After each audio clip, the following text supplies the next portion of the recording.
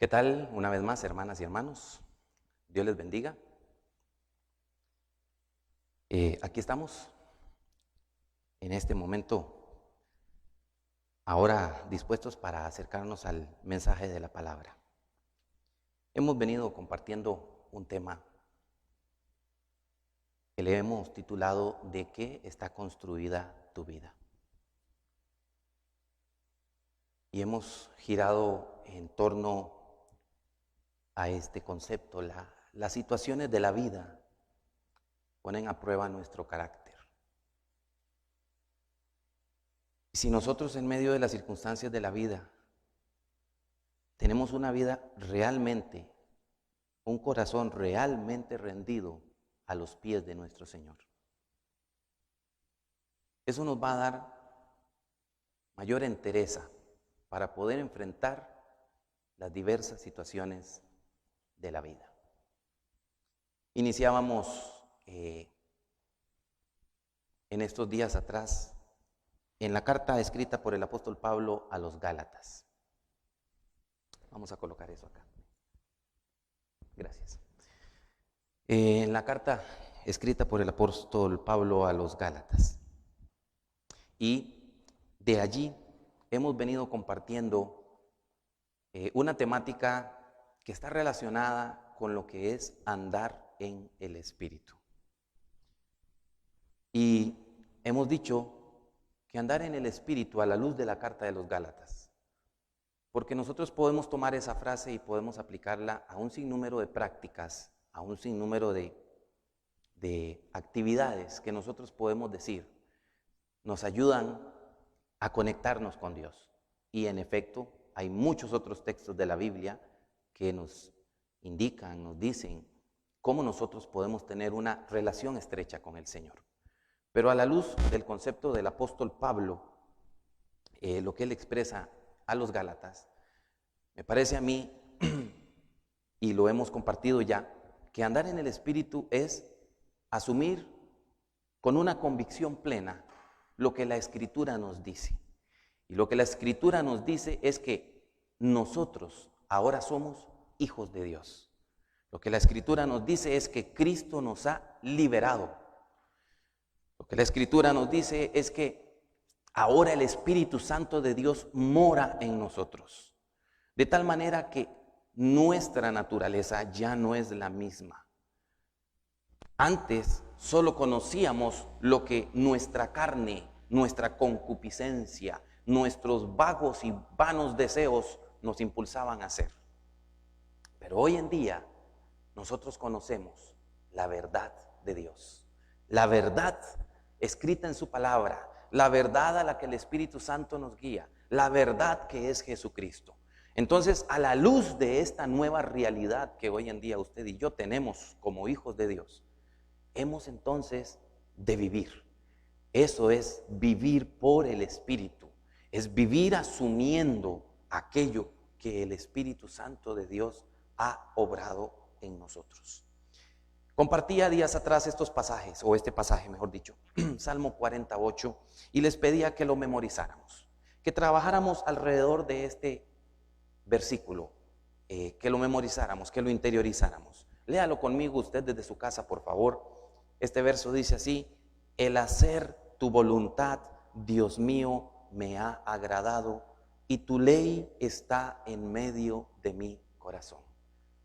Léalo una vez más conmigo y trate de cerrar sus ojos cuando usted pueda y repetirlo de memoria.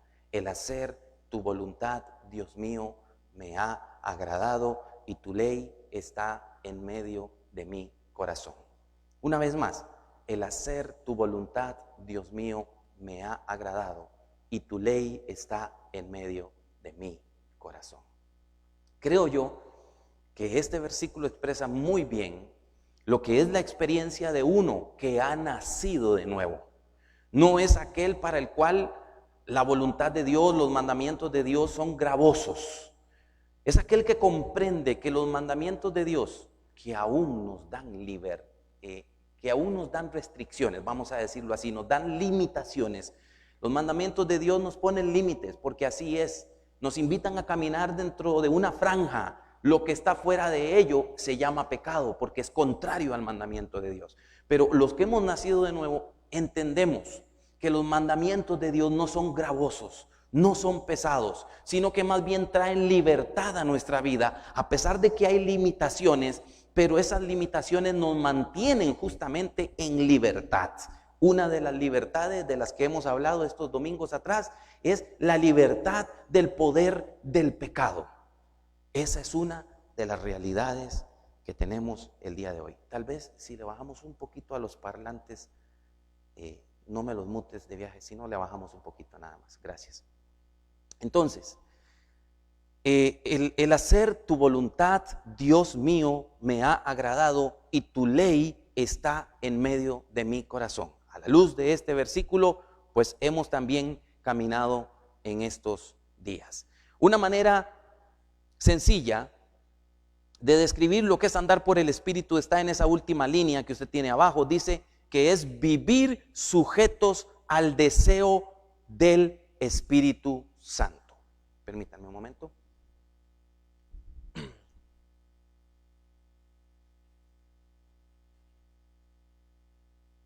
Vivir sujeto al deseo del Espíritu Santo. Porque en el pasaje que hemos leído dice que el deseo de la carne es contra el Espíritu y el del Espíritu es contra la carne. Y estos se oponen entre sí. Entonces, vivir por el Espíritu es vivir sujeto al deseo del Espíritu Santo. Por lo tanto, buscar aquello a lo que el Espíritu Santo nos empuja. El deseo de la carne nos empuja, como lo veíamos la semana pasada, a todas esas llamadas obras de la carne que están descritas o que están señaladas aquí en el pasaje de Gálatas 5 del 16 al 25, que es donde hemos estado trabajando en estos últimos domingos. Allí están las obras de la carne y una vez más la lista de allí no es completa, es apenas un pincelazo de todo aquello a lo que la carne nos empuja, y entendiendo una vez más que la carne es nuestra vieja naturaleza, el fuego de concupiscencias que nos invitan a exceder los límites de la vida, a exceder los límites del Señor. El deseo de la carne es contra el Espíritu. El deseo del Espíritu es contra la carne. O sea, así como la carne nos empuja a participar de todo ese tipo de situaciones, y esto nos habla de una realidad de la experiencia del creyente, y es que el creyente no está exento de experimentar la tentación. La tentación viene a nuestra vida. Somos hijos de Dios, pero eso no quiere decir que ya no experimentamos tentación. No, la tentación viene a nuestra vida, la tentación nos empuja a hacer lo malo, porque la tentación está gobernada por los deseos de la carne. Pero el deseo del Espíritu es hacer la voluntad de Dios, y el deseo del Espíritu, por lo tanto, nos empuja a obrar bien. Esto es muy importante porque estoy tratando de que nos revistamos de este concepto. Andar en el Espíritu, o recibir más bien el fruto del Espíritu, del que habla Gálatas 5, verso 22. El fruto del Espíritu no es un resultado de participar de ciertas acciones en la vida, porque eso sería realizar una lucha en mis propias fuerzas. No, el deseo del Espíritu es aquello a lo que el Espíritu nos impulsa. Y si yo tengo mi vida rendida de verdad a la soberanía de Dios, rendida a la dirección del Espíritu Santo de Dios, entonces yo voy a buscar eso a lo que el Espíritu me quiere llevar a fructificar. Esas virtudes que es de las que quiero que conversemos el día de hoy. Ya hemos hablado que el tema central quizás, o una de las cosas muy importantes para entender lo que significa andar en el Espíritu, por lo menos en la porción que el apóstol Pablo escribe a los Gálatas, capítulo 5, verso 16 al 25, es este pasaje que tenemos delante de nosotros, donde el apóstol Pablo dice: porque vosotros, hermanos, a libertad fuisteis llamados, solamente que no uséis la libertad como pretexto para la carne, sino servíos por amor los unos a los otros. Entonces vemos como el apóstol Pablo va a introducir ahora dentro de la enseñanza de la carta a los Gálatas, va a introducir lo que es la dinámica relacional, la dinámica de contacto entre los hermanos en la congregación, pero también, creo yo, la dinámica de contacto con el mundo exterior, con todo lo que nos rodea, porque a la luz de ello, justamente, habla de lo que son las obras de la carne, que también son los deseos del mundo. Entonces, el apóstol Pablo ahora va a introducir lo que es esta dinámica, y en medio de esta dinámica el apóstol Pablo nos va a decir que tenemos que servirnos por amor los unos a los otros. El tema del amor, la verdad del amor, es esencial para que comprendamos lo que es la diferencia entre las obras de la carne y el fruto del Espíritu. Y de hecho, el texto siguiente, el verso siguiente que está allí dice, porque toda la ley en esta palabra se cumple en el precepto, amarás a tu prójimo como a ti mismo. Amarás a tu prójimo como a ti mismo. Así que Pablo, cuando nos va a hablar del deseo de la carne y del deseo del Espíritu, de las obras de la carne y del fruto del Espíritu, Pablo nos va a hablar del amor, justamente. Nos va a hablar del amor. Entonces, a la luz de ello, nosotros tenemos acá señalado aquí las obras de la carne, que ya hablamos de ellas el domingo anterior, así que no vamos a hablar de ellas el día de hoy, vamos a hacer referencia a ellas nada más.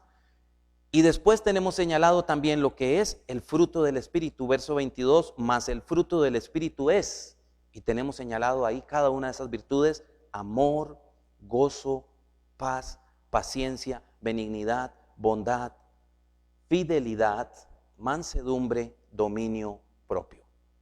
Ahora, un detalle que vale la pena tal vez reflexionar en este momento es que a la luz del pasaje que teníamos en lectura anteriormente, este que está acá, donde el apóstol Pablo dice que el amor es lo que debe gobernar la dinámica de nuestras relaciones. Probablemente nosotros hemos de entender entonces que en esta lista el amor es el inicio, es la chispa que enciende todo lo demás. Quizás como al estilo de alguna escritura del Antiguo Testamento y también incluso las listas del Nuevo Testamento, donde lo que está en primer lugar se convierte en lo más importante dentro de esa lista. Quizás aquí lo que hemos de entender, como el apóstol Pablo bien lo ha descrito, es que el amor es lo más importante en la relación con los hermanos, en la relación con el mundo, en la relación con los miembros de familia. Así que nosotros tenemos que entender en qué consiste el amor. Y yo quiero presentar el día de hoy el amor, ahí donde dice el fruto del Espíritu es amor, gozo, paz, etc. Entonces quiero presentar el amor el día de hoy como lo más importante dentro de esta lista y quizás como la chispa que enciende una cadena de actitudes que tienen que ver con la dinámica nuestra en relación con las otras personas. Y dicho sea de paso, permítanme un momento, y dicho sea de paso, aunque en estos tiempos nosotros no nos estamos congregando presencialmente en el templo, pero todas estas dinámicas de las que habla el pasaje son 100% aplicables a todos los círculos sociales en los que cualquiera de nosotros podamos formar parte. Son aplicables 100%. En estos momentos, por ejemplo, hay muchas familias que ya han permanecido mucho tiempo juntos. Digámoslo así, más tiempo del que normalmente se pasa en cercanía de los miembros de nuestra familia, de nuestro círculo familiar inmediato. Hay muchas familias que han pasado mucho tiempo juntos y en esa dinámica de pasar mucho tiempo juntos, algunas veces suceden cosas, hay roces, hay diferencias que no reflejan el fruto del Espíritu. Recuerden que en la lista que nosotros ya hemos repasado, acabo de señalarla anteriormente, ahí lo tiene usted en su texto, en la lista que ya hemos hablado, habla de enemistades, habla de pleitos, habla de celos, habla de enojos, de rivalidades, de disensiones. Y estas cosas o estas actitudes, esta forma de relacionarnos tan belicosa, vamos a decirlo así, puede estar en medio de la congregación de los santos, puede estar en medio del ambiente donde yo trabajo, puede estar en medio de la familia con la que yo vivo, o sea, mi familia, mi familia. Y lo que quiero decir el día de hoy es que esto de lo que estamos hablando se aplica 100% a nuestras vidas, aunque en estos momentos no estemos habitando en comunidad como iglesia, aún. Podría decir que incluso hasta en las redes sociales se presta para que haya enemistades, para que haya pleitos, para que haya celos, iras, contiendas y demás. Se podría decir, las llamadas redes sociales, que son en realidad las redes virtuales. Son sociales porque conectan gente virtualmente o a través de la red, por eso se les llama redes sociales, pero en realidad son redes virtuales. Esto es una red social, una congregación como la nuestra, donde venimos cada domingo, nos reunimos, celebramos el nombre del Señor, donde tenemos dinámicas de compartir unos con otros. Esto sí es para mí una red social verdadera, porque nos lleva a un contacto físico. Pero bueno, eso es un asunto quizás no tan trascendental en este momento. Lo cierto es que en cualquier ambiente en el que yo me relacione con la gente, con las personas, esto que estamos hablando se aplica al 100%. Entonces, ¿qué es el amor? ¿En qué consiste el amor? Tenemos en nuestras láminas, ahí en nuestras pantallas, este pasaje muy conocido por el pueblo evangélico, porque de tal manera amó Dios al mundo, que dio a su Hijo unigénito para que todo aquel que en Él cree no se pierda, mas tenga vida eterna. Queremos aprovechar este momento para decirle a cualquier persona que nos esté escuchando en cualquier parte del mundo, que Jesucristo vino a este mundo a morir en una cruz, para que usted y yo creamos en Él y creamos que su sacrificio es suficiente para limpiarnos de nuestros pecados y para acercarnos a Dios. Jesús es el único camino para llegar al Padre, el único camino para llegar al Padre. Pero a la luz de este pasaje, vea lo que dice: porque de tal manera amó Dios al mundo, y aquí la palabra mundo se refiere a toda la humanidad. De tal manera amó Dios al hombre caído, al hombre en su condición de miseria, que entregó a su único Hijo. El amor es entrega. El amor es entrega.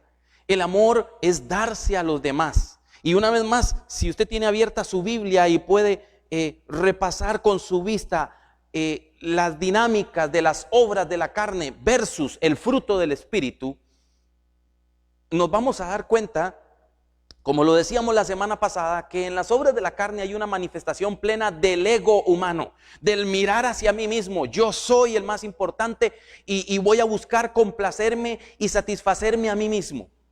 Mientras que el amor es entrega. Para mí, una de las palabras que más describe lo que es el amor es justamente eso, es entrega.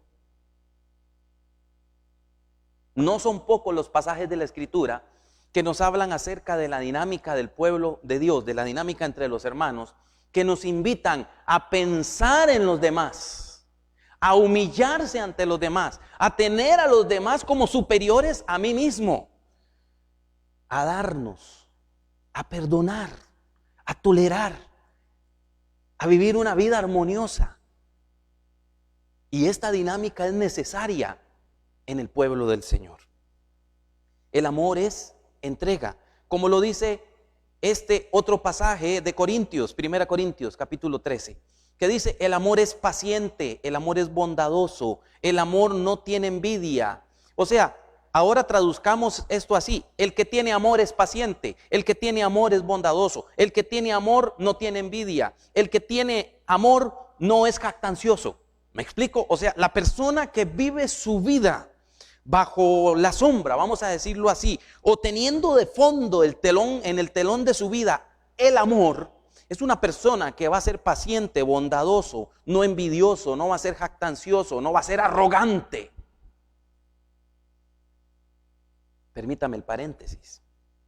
Muchas veces las dinámicas que rompen las relaciones en las familias, y estoy pensando en estos momentos más en las familias, porque una vez más, en estos tiempos hay familias que comparten juntos, interactúan más de lo que normalmente se interactúa en tiempos normales. Justamente a razón de la pandemia y de todas las restricciones y la cuarentena y demás. A razón de el teletrabajo, en el cual ya una persona no tiene que salir de su casa para ir a trabajar, sino que trabaja desde su casa por una computadora, lo que lo obliga, vamos a decirlo así, lo que lo pone en un ambiente en el cual tiene que estar interactuando constantemente con los miembros de su familia. Y muchas veces en las dinámicas de familia, algo que rompe las relaciones es la arrogancia. La arrogancia. Porque todos nosotros ofendemos tarde o temprano. El amor construye, el amor edifica, el amor restaura. ¿Y qué es el amor? ¿Es un sentimiento? No. Por eso, el pasaje que señalé anteriormente, de tal manera amó Dios al mundo que dio a su único hijo. El amor no es un sentimiento, el amor es acción. El amor es actuar conforme a un principio. Y volviendo al tema del que estamos trabajando, es conforme al principio de que Dios ha cambiado mi vida. Es que el amor de Dios ha llenado mi corazón. Antes yo no tenía la capacidad de vivir el amor cristiano. Tal vez tenía algunos destellos de amor, breves. Pero el amor verdadero que brota de Dios es aquel que se ha derramado en el corazón de aquel y de aquella que ha creído en Jesucristo. Y tiene la capacidad de amar como Cristo nos amó. Y muchas veces la Escritura nos invita a amar como Cristo, como Dios nos ha amado, como Cristo nos ha amado. Seguimos leyendo, dice, el amor no toma en cuenta el mal recibido. El amor no se regocija de la injusticia, sino que se alegra de la verdad. Todo lo sufre, todo lo cree, todo lo espera, todo lo soporta. El amor nunca deja de ser. La Biblia nos invita a vivir en amor. Porque de hecho, nuestra relación con Dios, como hijos de Dios, nace justamente de una pauta de amor. Porque Dios el Padre nos ha amado desde antes de la fundación del mundo, dice la Escritura. Y ha dispuesto entregar a su Hijo por nosotros. En el tiempo propicio, cada uno de nosotros le conocimos. Cada uno de nosotros vinimos a Él. Cada uno de nosotros fuimos llenos del amor de Dios. Entonces quiero presentar el amor hoy como ese acto de entrega. Y esto es vivir por el Espíritu. Es vivir en amor. Es vivir sujeto a lo que el Espíritu Santo desea que yo viva.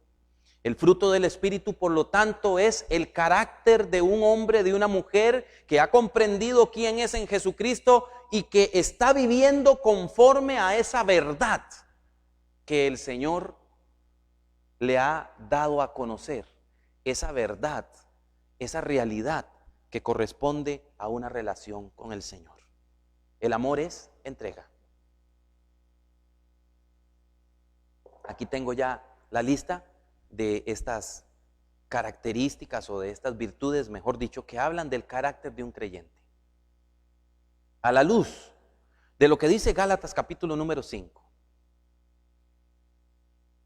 como el apóstol Pablo lo dice, en el versículo número 21 al final dice, y cosas semejantes a estas, hablando de las obras de la carne, acerca de las cuales os amonesto como ya os lo he dicho antes. Ojo, lo que dice, que los que practican tales cosas no heredarán el reino de Dios. Si unimos ese versículo 21 con lo que dice el versículo número 24, pero los que son de Cristo han crucificado la carne con sus pasiones y sus deseos. Los que son de Cristo, los que somos de Cristo. Por eso el versículo 25 concluye y dice, si vivimos por el Espíritu, andemos también por el Espíritu. A la luz de lo que el apóstol Pablo está diciendo en estos textos, el carácter de un creyente va a tener estos rasgos que están descritos en el fruto del Espíritu, en el versículo número 22. O sea, que si nosotros como hijos de Dios manifestamos esto que está aquí, es porque de verdad nuestra vida está en sintonía con la realidad a la que hemos venido. Pero si por el contrario manifestamos en nuestra vida aquellas cosas que se describen en las obras de la carne, los pecados de índole sexual, recuerde usted, los pecados de índole supersticioso, como la hechicería, los pecados de índole relacional, de índole social, entonces no estamos caminando conforme a la verdad que hemos recibido. Y una vez más, la verdad es que el Espíritu Santo de Dios mora en nosotros y por lo tanto Él nos impulsa, nos empuja. Su deseo es que nosotros obremos estas cosas también. Así que el fruto del Espíritu para mí es justamente una evidencia de aquel que está andando en el Espíritu, o sea, de aquel que tiene su vida sujeta al deseo del Espíritu. Es el carácter de un creyente. Todo creyente debería experimentar estas virtudes. Amor como la chispa inicial que enciende un fuego, como en una reacción dominó, un efecto dominó. La primera ficha cae, pero esta primera ficha que cae golpea la segunda y se va dando una y otra y otra y otra. Pero la primera es la que tiene que caer. Si no cae la primera, no cae ninguna de las demás. El amor es la entrega. El gozo es calma y deleite. La paz es esa quietud del alma, es ese reposo. Incluso algunas veces la paz tiene que ver con la prosperidad. Y quizás más en relación con el hecho de que cuando todo está bien a nuestro alrededor, cuando todo, la situación en general, la relación de familia, la situación económica, el aspecto de la salud, cuando todo lo que gira alrededor de nuestra vida está bien, eso nos da una quietud, un reposo, porque hay prosperidad alrededor de nosotros. Quizás por eso. Pero lo cierto es que la paz tiene que ver con esa quietud y ese reposo. La paciencia es longanimidad, es la capacidad de soportar ciertas circunstancias de la vida sin cambiar nuestra manera de ser. Esa es la idea. La idea de la paciencia es aquello que cuando viene algo y nos golpea de lado, no nos saca del camino fácilmente, sino que la paciencia nos ayuda a mantenernos firmes en el camino.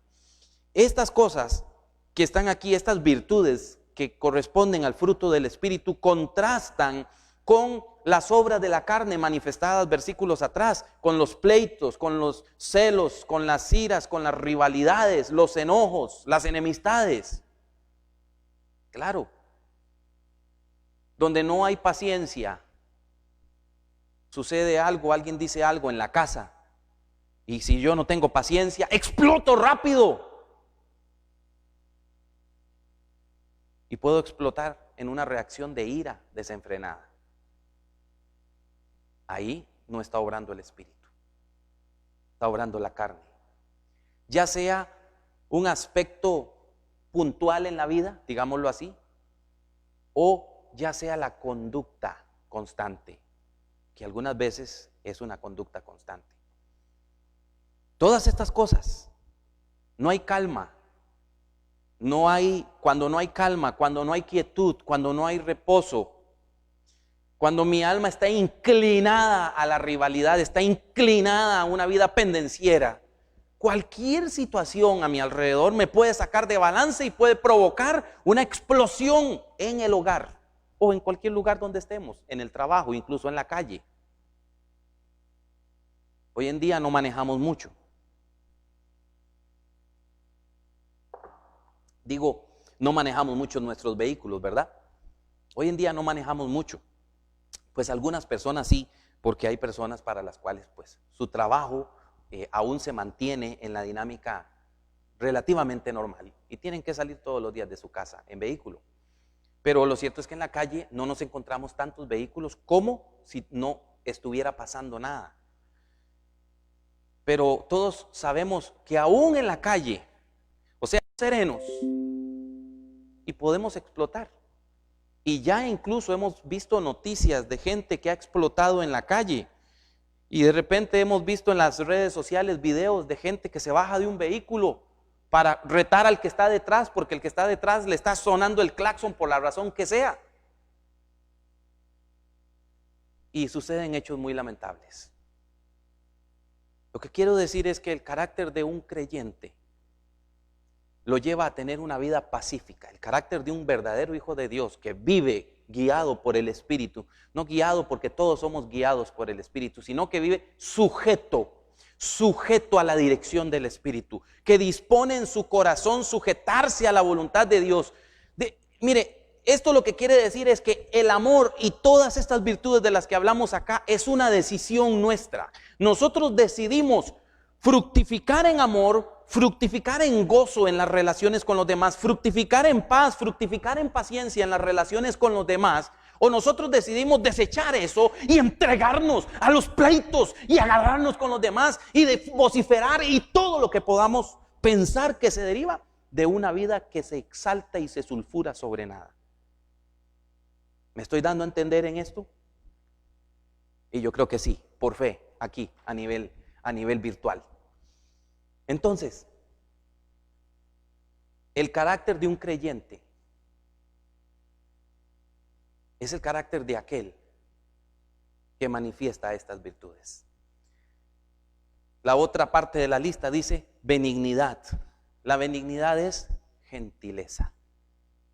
Gentileza. Una vida matizada por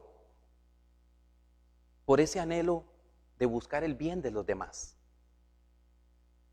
Ustedes recordarán, estos valores han cambiado un poco, pero ustedes recordarán que hace muchos años, cuando una mujer subía al autobús, cuando una mujer embarazada, cuando un hombre adulto mayor, una mujer adulta mayor se subía al autobús, cuando una mujer con un niño en sus brazos se subía a un autobús. Sucedía muy comúnmente, hace muchos años, que había algún caballero, alguien que se levantaba y con gentileza le cedía su espacio. Hoy en día eso cuesta un poco verlo. Y tenemos situaciones. Voy a hablar un poco de mi experiencia. Yo recuerdo a un conductor de autobús que viajaba, él hacía constantemente la ruta, muy comúnmente él era el que hacía la ruta del autobús que pasaba por el lugar donde yo vivía cuando yo era un poco más joven. Y recuerdo que este conductor del autobús era una persona tan gentil, tenía paciencia, o sea, hay un montón de virtudes que se manifestaban en él. Él estacionaba el autobús, la gente empezaba a montarse al autobús. Y recuerdo que había en nuestra comunidad, en nuestro barrio, había una señora que tenía un problema de salud. Este conductor del autobús entrampaba el autobús, se bajaba del autobús, alzaba a la señora de una manera tal que no fuera a cometer ningún tipo de acto que fuese juzgado mal. Alzaba a la señora en sus brazos, subía a la señora al autobús, le subía las muletas al autobús y luego ya procedía a seguir con su viaje. Era una persona tan gentil que cuando se montaba una mujer con un niño en sus brazos o cosa similar, él no movía el autobús, esperaba hasta que esa mujer encontrara un lugar donde sentarse para poder mover el autobús. O sea, esto habla de gentileza. Ese tipo de valores hoy en día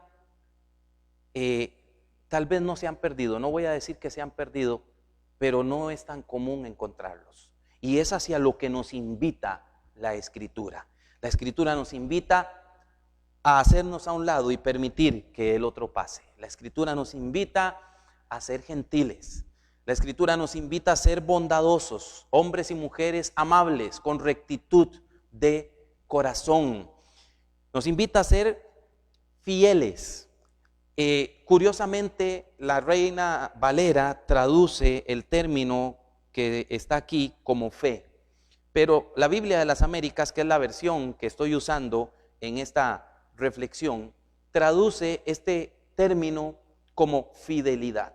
Y pienso que la Biblia de las Américas lo hace así porque justamente a la luz de todo lo que hay alrededor, la traducción de la palabra pistis que aparece allí, la traducción más adecuada es la traducción que refleja un carácter que va en esa dinámica de relación unos con otros. Y la idea de una persona que vive que es digna de confianza, es una persona que vive en una convicción moral que lo lleva a ser una persona fiel a los demás, no un traicionero, no una persona que se valga de los demás, sino uno que busca, una vez más a la luz del amor, busca que los demás estén bien. Y finalmente el texto habla de la mansedumbre y de la templanza o el dominio propio. Y la mansedumbre es suavidad. Todas estas descripciones las estoy tomando de un diccionario bíblico que tiene que ver justamente con el sentido propio de cada una de las palabras. Y la mansedumbre es esa suavidad, esa gentileza de espíritu. Una vez más tiene que ver con eso de que alguien puede levantarse contra mí, pero si yo soy un hombre manso, voy a mantener mi ecuanimidad. No me voy a levantar para ponerme a nivel del otro y empezar a pelear, no, sino que voy a mantenerme sereno, calmado, manso, humilde. Esa es la idea. Y el dominio propio no necesita describirse. Una vez más, es aquella persona que no se entrega a la explosión de lo que sea, sino que es aquella persona que tiene dominio de sí mismo. Hay un texto en el libro de Proverbios que dice que no es hombre realmente, no es valiente el que domina a otro hombre, el que domina a otra persona, sino que es realmente valiente el que puede dominarse a sí mismo, el que tiene control de sí mismo. Y hermanas y hermanos, miren, vivimos épocas donde por los trajines de la vida y por un sinnúmero de cosas es muy fácil perder el control, pero por sobre todas las cosas es fácil perder el control cuando nosotros no hemos decidido rendir nuestra vida al señorío del Señor. Es fácil perder el control cuando nosotros no estamos conscientes de que hay alguien a quien nosotros le debemos todo en la vida, que ha salvado nuestras vidas y que nos ha llamado a ser su pueblo. Hijos santos y amados por su fidelidad, por su gran amor. Así que lo que estoy tratando de invitarles el día de hoy, a la luz del pasaje y a la luz de lo que creo que es la derivación de esta reflexión, es a vivir nuestra vida rendida al Espíritu Santo de Dios. Lo necesitamos hoy tanto como cuando estamos en la dinámica común. Lo necesitamos hoy y siempre lo necesitaremos. Y de hecho es hacia lo que nos guía, hacia lo que nos lleva a la Escritura. El cierre del pasaje dice: pues los que son de Cristo Jesús han crucificado la carne con sus pasiones y sus deseos. Si vivimos por el Espíritu, o sea, ya que el Espíritu Santo nos ha dado vida, nos ha dado libertad, entonces andemos por el Espíritu y no nos consumamos unos a otros, como lo dice el capítulo 5, verso 13. ¿Recuerdan? No nos consumamos unos a otros, sino que debemos servirnos por amor los unos a los otros, porque hemos nacido de nuevo, porque el Espíritu Santo de Dios está en nosotros. Y el fruto del Espíritu es amor, gozo, paz, paciencia, etcétera. Así que si el Espíritu nos empuja a eso, es allí donde nosotros tenemos que estar, porque somos hijos de Dios. Porque somos hijos de Dios. Esta reflexión o estas palabras o esta enseñanza de Gálatas capítulo número 5, mi hermana y mi hermano, me pone a pensar en nuestra experiencia como creyentes, nuestra experiencia como humanos. Porque el hecho de que seamos creyentes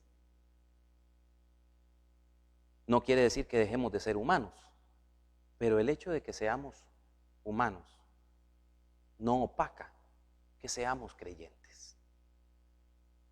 El espíritu y la carne contienden. El espíritu nos guía a lo bueno, la carne nos guía a lo malo. El espíritu provoca en nosotros el amor, el gozo, la paz y demás. La carne nos provoca a una vida licenciosa en pecados sexuales, a una vida entregada a la hechicería y demás, a una vida entregada a las iras, a las contiendas y demás. El espíritu nos provoca al amor y a todo lo que deriva de él. La carne nos provoca todo lo que es reprobable delante de Dios. Y entonces la pregunta es, ¿qué voy a escuchar yo?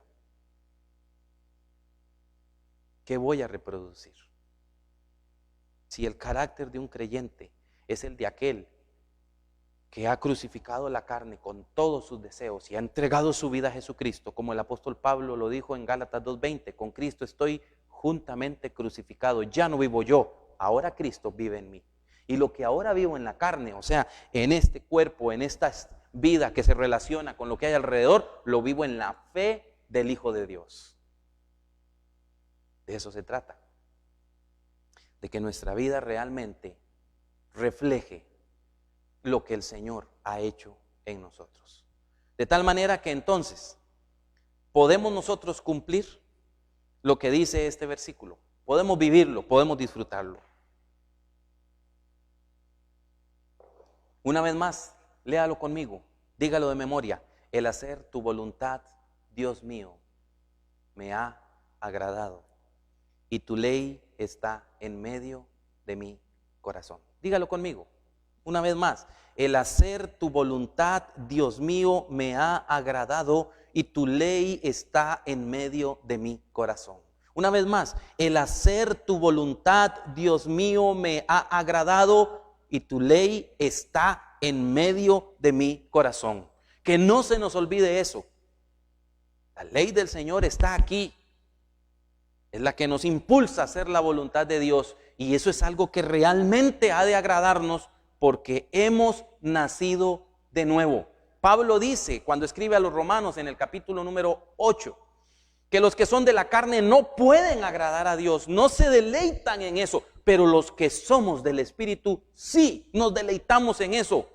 Nos agrada hacer la voluntad de Dios. Oiga, piense en eso cuando usted esté siendo azotado por alguna situación que lo impulse a explotar en ira. Porque recuerde que la ira o la explosión de ira aquí se manifiesta como una obra de la carne. Piense en eso. El hacer tu voluntad, oh Dios, me ha agradado en esos momentos. Acuérdese usted que en lugar de explotar en ira, hemos de manifestar dominio propio, paciencia, calma, gozo. No hay gozo donde hay pleitos, donde hay divisiones. No hay gozo, no hay calma. Yo he tenido algunos momentos en mi vida en los que me he enojado y le puedo decir que no hay calma. No hay calma en lo interno de uno cuando uno está disgustado. No hay calma. Estas dos cosas son totalmente contrarias. Una vez más, la idea es: recordemos que somos hijos de Dios, que el Espíritu Santo ha transformado nuestras vidas y por lo tanto usted y yo hemos de buscar todas esas virtudes de las que habla aquí Gálatas 5, 22 y 23. Hemos de buscar todas esas virtudes y muchas otras que la Escritura nos menciona. Hay otros pasajes que nos hablan mucho de lo que es la dinámica entre hermanos, podríamos decir, entre familia, podríamos decir, en nuestro trabajo y demás, en todos los ambientes. Así que la invitación el día de hoy es a esto, a hacer la voluntad del Señor, que es algo que nos agrada. Nos agrada, dígalo conmigo, me agrada hacer la voluntad del Señor. Nos agrada, mi hermana y mi hermano. Y la ley del Señor está escrita en medio de nuestro corazón. Esa ley del Señor, o sea, esa voluntad de Dios nos impulsa a hacer lo bueno y no lo malo. Así que la invitación es a ello el día de hoy. Y justamente en recordatorio el día de hoy de la relación que tenemos en Cristo Jesús.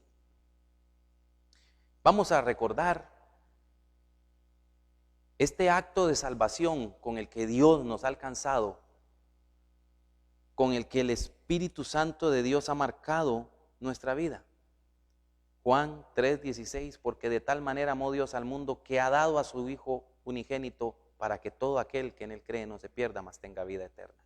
Vamos a recordar ese acto de amor en el que Dios el Padre entregó a su Hijo para que muriese en una cruz. Voy a pedirle que por favor tenga a mano el pan y la copa con los cuales vamos a recordar el día de hoy el cuerpo y la sangre de Jesucristo.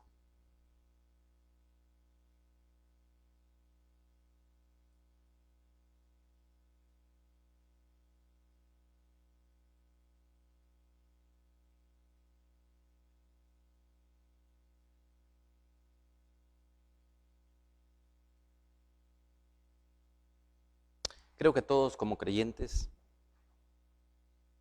sabemos que el pan representa el cuerpo y la copa representa la sangre de Cristo derramada en la cruz. Todos recordamos también que esto es un acto memorial. Una vez más nos recuerda el momento en el que Cristo fue clavado en la cruz y su sangre fue derramada por cada uno de nosotros.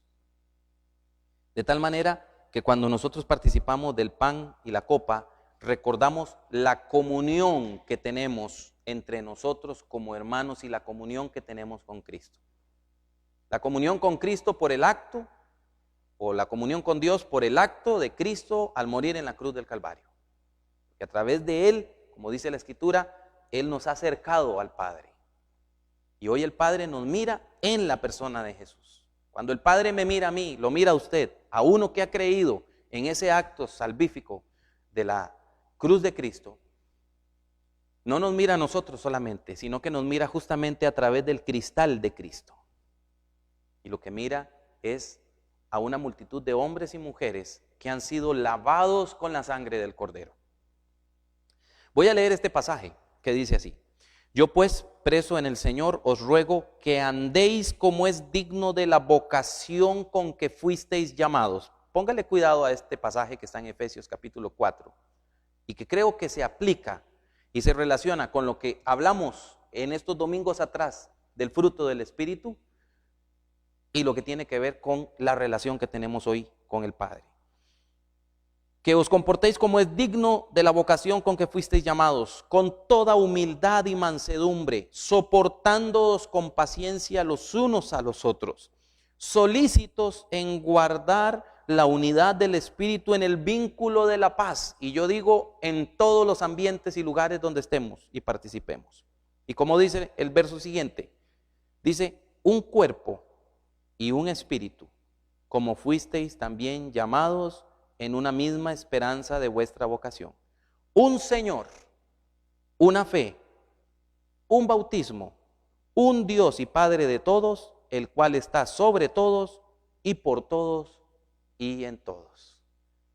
Yo estoy acá, mi familia está acá conmigo, ustedes están en su casa, pero nos une una misma fe, nos une un mismo espíritu, nos une un mismo acto de salvación, Cristo en la cruz.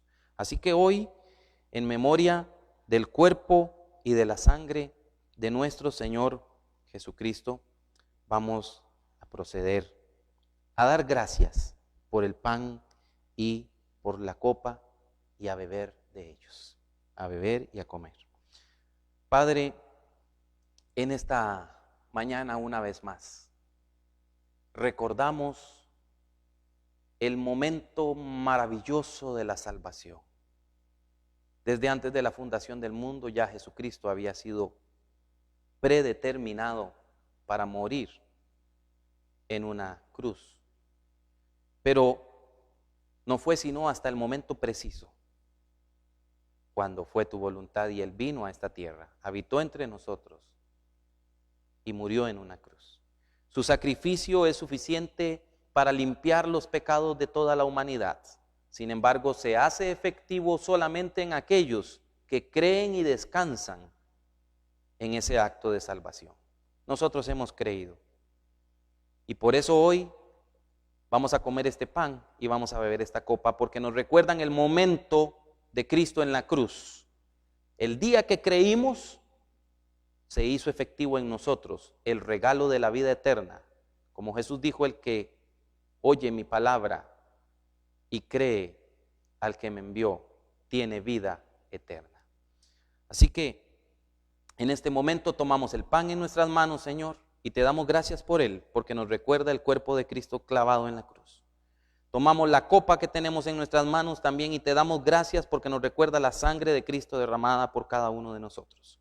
Y en memoria del Señor, nosotros participamos de este pan y de esta copa. En memoria del Señor, hermanas y hermanos, comamos el pan.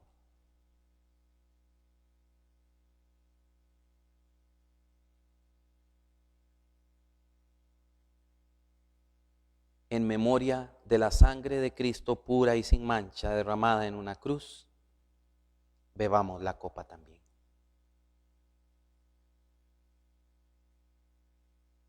Así pues, dice el Señor en su palabra, dijo el apóstol Pablo, así pues, todas las veces que comiereis este pan y bebiereis esta copa, la muerte del Señor anunciáis hasta que Él venga. Anunciamos hoy que Cristo murió para el perdón de pecados. Y anunciamos hoy que Cristo viene por su iglesia para llevarnos al reino de los cielos, al reino del Padre, y disfrutar con Él por toda la eternidad. Gracias, Señor, por la salvación que nos has dado, por el sacrificio de Cristo en la cruz, por la libertad a la que nos has llamado, y en virtud de esa libertad, por la experiencia maravillosa de amor a la que tu Espíritu Santo nos impulsa. Una experiencia de amor, gozo, paz, paciencia, benignidad, bondad, fidelidad, mansedumbre y dominio propio, entre otras cosas. Gracias por tu misericordia. Amén.